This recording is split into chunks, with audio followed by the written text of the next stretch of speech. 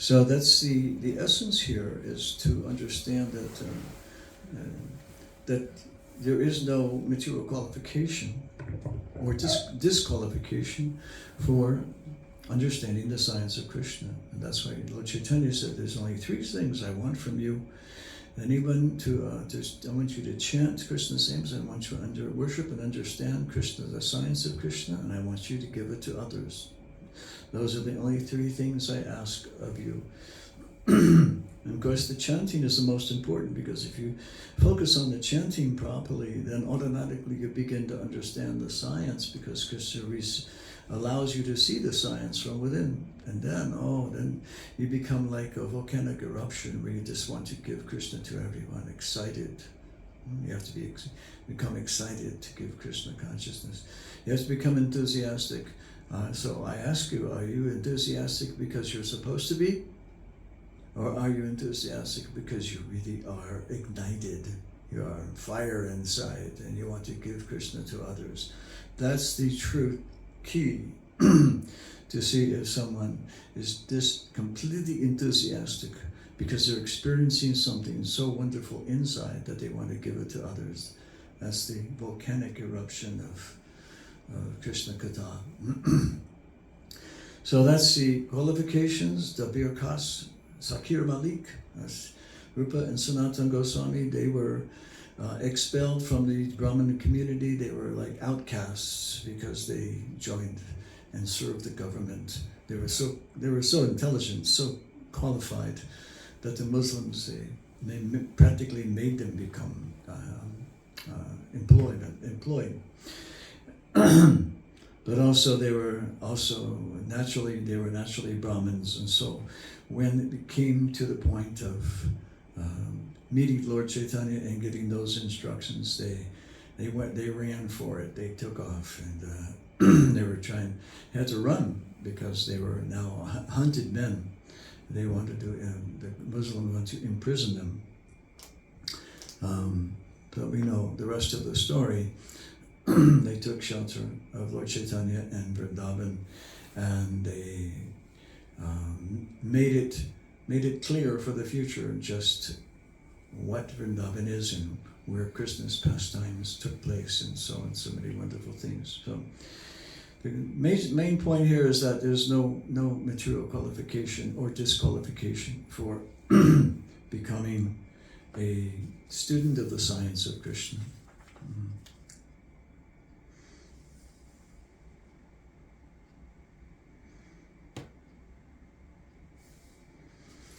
Okay, Hare Krishna. I'm going to start on on text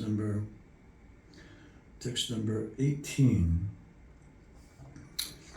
Bengali. Krishna yari chute bhakti bhukti mukti diya kabaprema bhakti nadena rubena lukaya.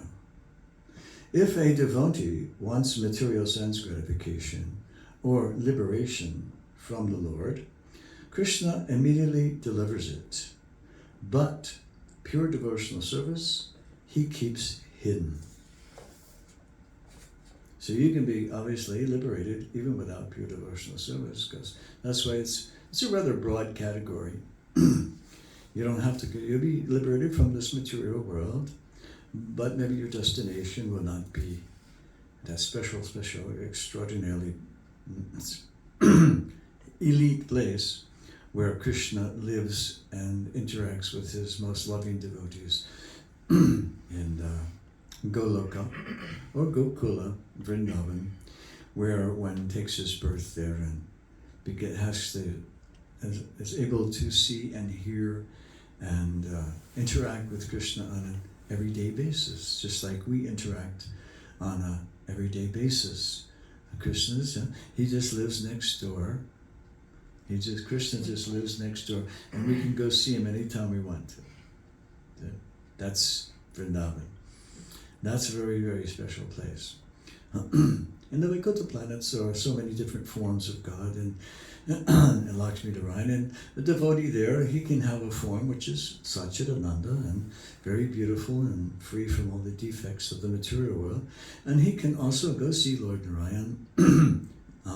But I don't know how much interaction there is there. It's mostly just living in the spiritual world and always having a feeling of loving service towards Lord Narayan, but it's not the intimacy that you see and experience in Vrindavan, in Gokula, with Krishna and his parents, and Krishna and his boyfriends, and Krishna and his girlfriends, and so on and so forth. It is a very special place.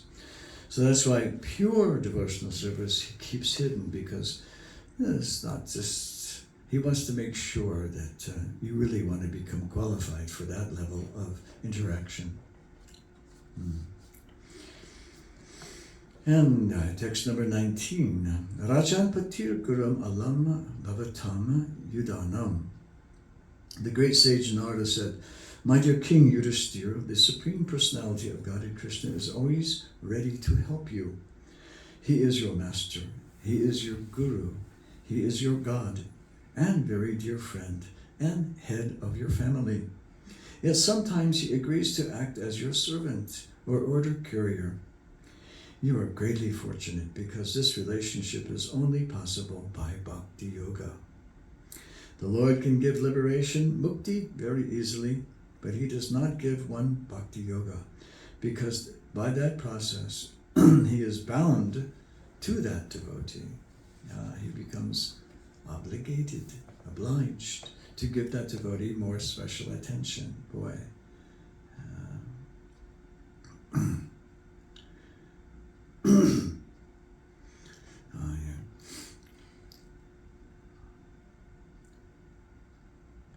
The long paragraph, there are a lot of purport, but I'm going to move on to read the gist of the flow of this chapter. Text number 20. Hena prema Sri Caitanya-caritāmṛta yatha tata jagai matai payanta anyara ha kata. Lord Sri Chaitanya Mahaprabhu has freely given this love of Krishna everywhere and anywhere, even to the most fallen, such as Jagai and Madhai. And then what to speak of those who are already pious and elevated? So there's no disqualifications.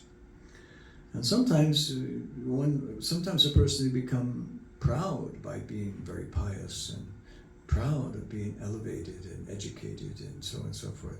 This can be even more of a disqualification than a qualification, because the most fallen, they can feel themselves very humble, and they can submit themselves more easily to Krishna than someone who has a little bit of good background.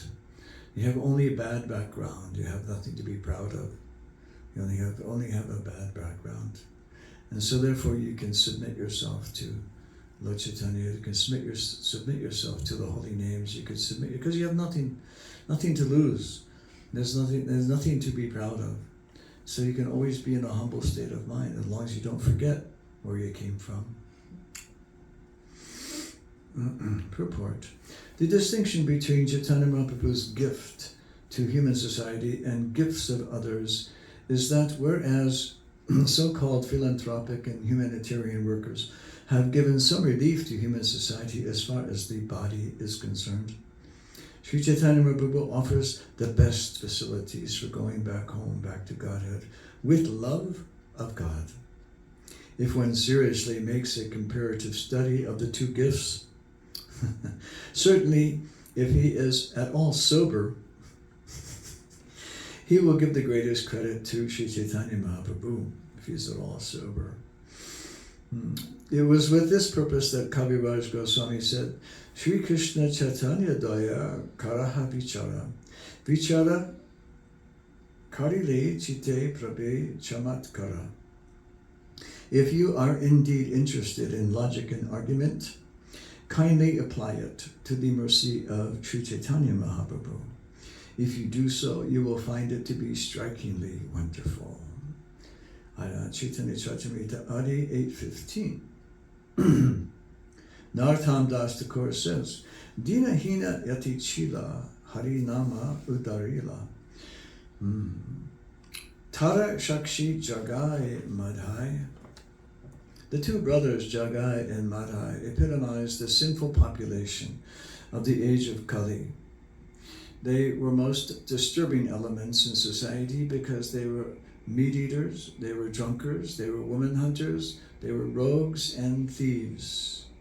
Yet Chaitanya Mahaprabhu delivered them, to say nothing of others who were sober, pious, devoted, and conscientious. Bhagavad Gita also confirms, Kim Puna Brahmananaya Punya Bhakta Ratya Sasyas Tata. That is to say, nothing of the Brahmanically qualified devotees and Rajarshis, anyone who, by the association of a pure devotee, comes to Krishna consciousness, become eligible to go back home, back to Godhead. In Bhagavad Gita, the Lord declares, Mam hi partha ya pasht shritya ye pi shush papa yon nanaya. O son of Prita, those who take shelter of me, though they be of lower birth, women, Vaishyas, merchants, as well as Sudras, workers, can approach the supreme destination. Bhagavad Gita 9:32. Lord Chaitanya Mahaprabhu delivered these two fallen brothers, Jagai and Madai, but the entire world is now presently full of Jagais and Madais, or in other words, women hunters, meat eaters, gamblers, thieves, and other rogues who create all kinds of disturbance in society. The activities of such persons have now become commonplace. Mass murderers, it's to the point of mass murderers, has become commonplace. Every day, almost at least once a week, for sure, 2 or 3 times a week. You probably don't even get reports of smaller episodes, but you have to shoot at least 20 people to be able to get on the headlines. So it's very bad, and this is all taking place because of the lack of samskaras, that is, practices of bringing about a good population. The population is brought about by lust only, and the result is you have creatures who are born, which are not at all, they should not even be in a normal human society. They are unwanted, accidental, unwanted, maybe. So it's a very, very sad situation. Excuse me. I have to get rid of my spam call. There's very unfortunate circumstances when you have a population that is so, it's such increasingly unwanted, and they create havoc in society. And Jagais and Madais, they are Jagais and Madai. But Jagai and Madai, they were Brahmins at birth, and so therefore they had a little something to fall back on. But the unwanted population in Kali Yuga in the Western world, they have nothing to fall back on. All they know is lack of natural emotions in this world, natural feelings of love and affection. Harekrishna. So they create a lot of havoc. The activities of such persons have now become common practice. It is no longer considered abominable to be a drunkard, a woman hunter, a meat eater, a thief, or a rogue. Yeah, they release them out of prison now. Oh well, we feel sorry for these thieves and rogues. Let's let them back out again. Maybe by our kindness of letting them out, they'll reform themselves. That's not the way it works. Their hearts are already frozen hard, and it's very, very difficult to change.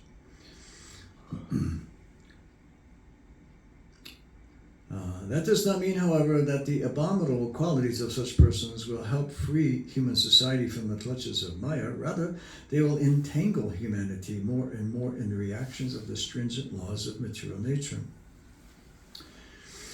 Because people are now associating with the modes of ignorance, I heard Prabhupada say yesterday, so 99% of the consciousness of the modern world is the mode of ignorance. And then he added, and passion, but mostly ignorance. Not goodness. He said you have to come to the mode of goodness, but Prabhupada said you come to the mode of goodness, you can begin to understand something. He said, but then you have to come to that place where those three modes, material goodness and passion and ignorance, are eliminated. You have to come to Shuddha Sattva. He said you have to come to pure state of goodness.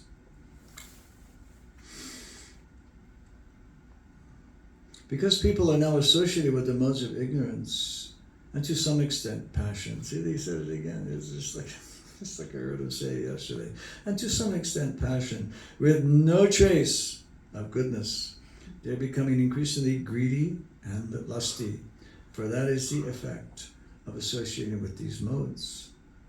By associating with the two lower qualities of material nature, one becomes lusty and greedy. Bhagavatam 1-19. Bhagavatam. Actually, in modern human society, everyone is greedy and lusty. Therefore, the only means for deliverance is Sri Chaitanya Mahaprabhu's Sankirtan movement, which can promote all the Jagai and Madais to the topmost position of Sattva-gun or Brahminical culture. Srimad Bhagavatam states, Nashta Prayeshu Abhadresu. Considering the chaotic condition of human society, if one actually wants peace and tranquility, one must take to the Krishna consciousness movement and engage always in Bhagavad Dharma. Engagement in Bhagavad Dharma dissipates all ignorance and passion. And when ignorance and passion is dissipated, one is freed from greed and lust. When freed from greed and lust, one becomes Brahmanically qualified. And when a Brahmanically qualified person makes further advancement, he becomes situated on the Vaishnava platform. It is only on this Vaishnava platform that it is possible to awaken one's dormant love of God. And as soon as one does so, his life is successful. At present, human society is specifically cultivating the mode of ignorance, strongly cultivating the mode of ignorance, lust and greed.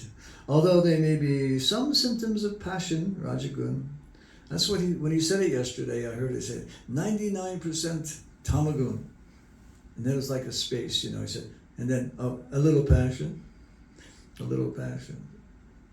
But it was, so he's saying the same thing here. He says,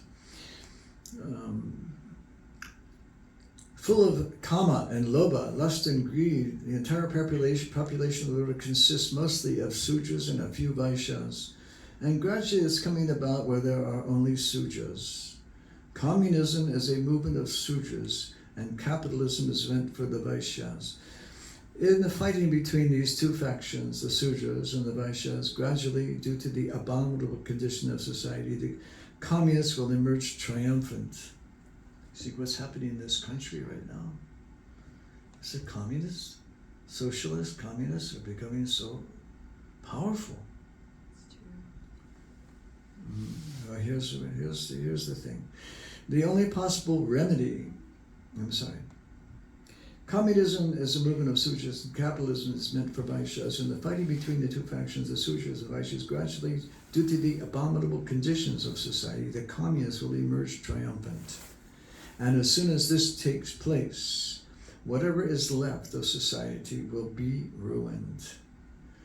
The only possible remedy that can counteract the tendency towards communism is the Krishna consciousness movement, which can give even communists the real idea of communist society.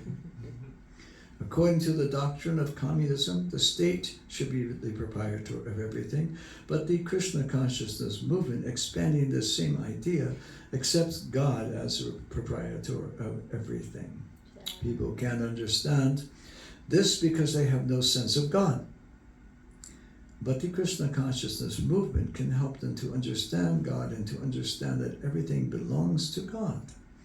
Since everything is the property of God and all living entities, not only human beings, but even the animals and birds and plants and so on, they're all children of God, and everyone has the right to live at the cost of God with God consciousness. And this is the sum and substance of the Krishna consciousness movement. This is amazing, just amazing how Prabhupada, and he's nailed it. You see today, it's unthinkable, because in my lifetime, to see the things that they are talking about as an everyday topic, men, women, sports,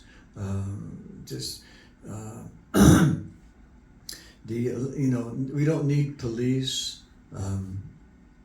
We have to let the prisoners go when they get out, and let anybody come into this country, doesn't matter who they are, doesn't matter if they come in illegally, the criminals, crazy people. Now they're in the streets everywhere, people are being attacked every moment, practically speaking. And there's a large faction of the political side who says this is perfectly fine, because it creates communism, it'll create a complete dependence on the government, and they'll have complete power over everyone because everyone's in chaos. They create chaos so that they can take control of everyone. Anyway, I think we'll stop here. Sri Chaitanya Mahaprabhu ki jai. Srila Prabhupada ki jai. Whew.